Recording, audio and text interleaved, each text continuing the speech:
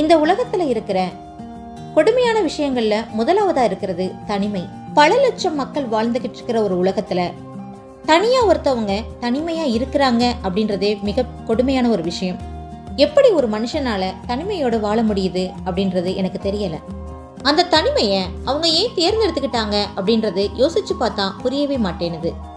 ஒண்ணு, அவங்கள சுத்தி இருக்கிற மனுஷங்க அவங்களுக்கு கொடுத்த காயமா இருக்கலாம், இல்லைன்னா அவங்களே தன்னை ஒதுக்கிக்கிற நிலைமைக்கு அவங்க வந்திருந்திருக்கலாம்.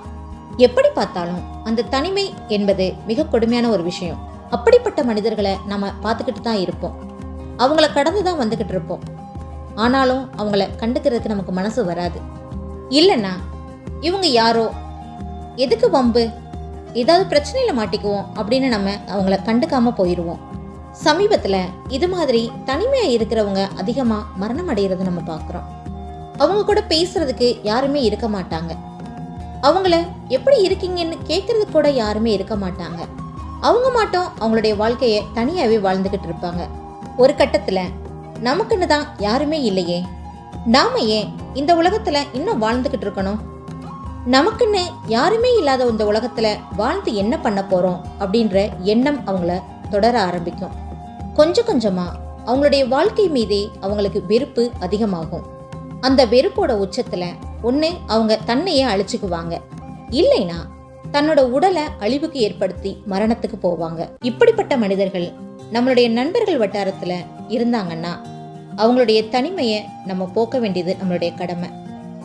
அவங்களும் இந்த உலகத்துல வாழ வேண்டிய ஒரு ஜீவன் தான். ரொம்பலாம் ஒன்றும் செய்ய வேணாம். எப்படி இருக்கிறீங்க அப்படின்னு ஒரு வார்த்தையை கேட்டா போதும். சாப்பிட்டீங்களா அப்படின்ற சின்ன சின்ன அன்பு வார்த்தைகளே அவங்கள கொஞ்சம் கொஞ்சமா மாற்றும். உண்மையை சொல்லணும்னா இந்த உலகத்துல சாப்பிட்டியா அப்படின்னு கேட்கறது கூட ஆள் இல்லாம நிறைய பேர் இருக்கிறாங்க. அது உண்மைதான். நம்மளுடைய சின்ன சின்ன அன்பான வார்த்தைகள் அவங்களுக்கு ஒரு புத்துணர்ச்சியை கொடுக்கும். தனிமையில வாழ்றவங்களுக்கு நம்ம மேல அன்பா இருக்கிறதுக்கும் சில ஜீவன்கள் இந்த உலகத்துல இருக்கிறாங்க அப்படின்றது புரியும்.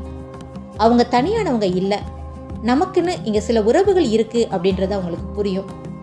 அவங்களுடைய வேதனையை விட்டு அவங்க வெளியே வர்றதுக்கு சின்ன சின்ன முயற்சிகள் நம்ம எடுத்தாவே போதும், அவங்க அந்த தனிமைன்ற அந்த கூட்டை விட்டு வெளியே வந்துருவாங்க. இப்போ இருக்கிற காலகட்டத்துல எல்லாரோட குடும்பத்திலையும் ஒரே ஒரு குழந்தை தான் பெற்றுக்கிறோம். நம்மளுடைய காலத்துக்கு அப்புறம் அந்த குழந்தைகள் தனிமையில தான் இருப்பாங்க அப்படின்றத நம்ம யாருமே யோசிக்கிறதே கிடையாது. இப்ப நம்மளால செய்ய முடிஞ்சது இந்த உலகத்துல இருக்கிற எல்லாரையுமே அந்த குழந்தைக்கு உறவினர்களா மாத்தி கொடுக்கறது தான். தனிச்சு வாழ்றதுனால எந்த சந்தோஷமும் கிடைக்க போறதில்லை அப்படின்றத அவங்களுக்கு உணர்த்திடணும். மனதோடு நான், உங்கள் அன்பு.